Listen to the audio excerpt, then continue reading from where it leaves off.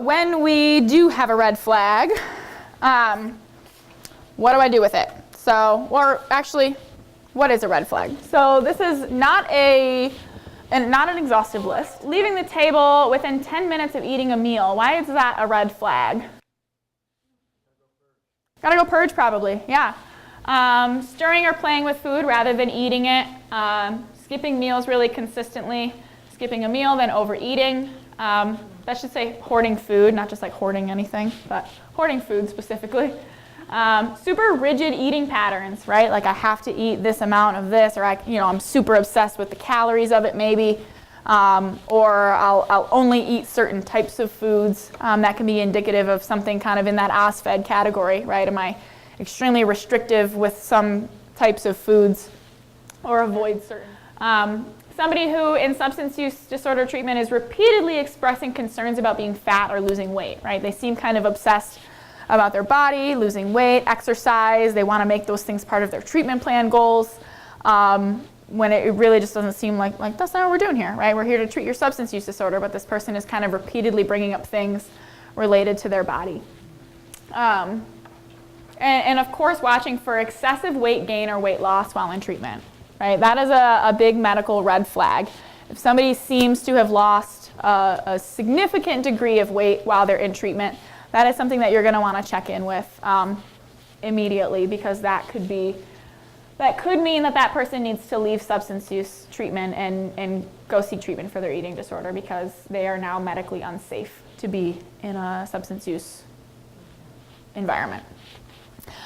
So what to do if somebody sees this? So if I'm a clinician and I notice this in some of my clients, especially in an inpatient facility, don't assume it's an eating disorder, right? Don't really assume it's anything. I'm just documenting, right? I'm just noticing right now. Because people exhibit all sorts of strange behaviors when they first come into substance use disorder treatment. So some funky eating patterns in the first couple of days or weeks might not end up being anything, but it's definitely worth noting. Use it as a gentle red flag. If you're comfortable with this client, if you know this client, and you know that they have a history of eating disorder, then maybe you talk to them about it. Maybe you continue to monitor it, because it doesn't seem like something that's out of hand right now. Again, if you're comfortable with this client and you're noticing more than a few of those red flags, do a 24-hour food recall. See what their last 24 hours looked like. It should give you at least a rough idea of their pattern of eating right now. This one's important. Keep your personal opinions on food and body image to yourself, right? That goes back to the words, right? We want to be really careful in how we talk to somebody that we're trying to support through having an eating disorder. Staying away from opinions about their food or body image, and namely opinions about my own food or body image.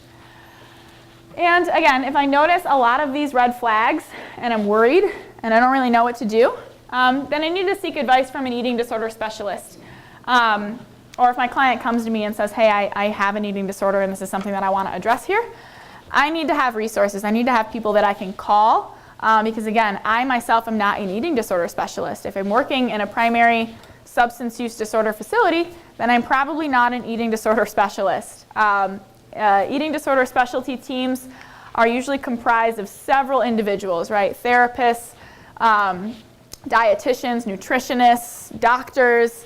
We can't wear all of those hats at once. So if I notice these things enough to be concerned, then I need to contact somebody who's a specialist so that they can help me with level of care. So they can help me decide, hey, is this person safe to stay in inpatient substance use treatment or not?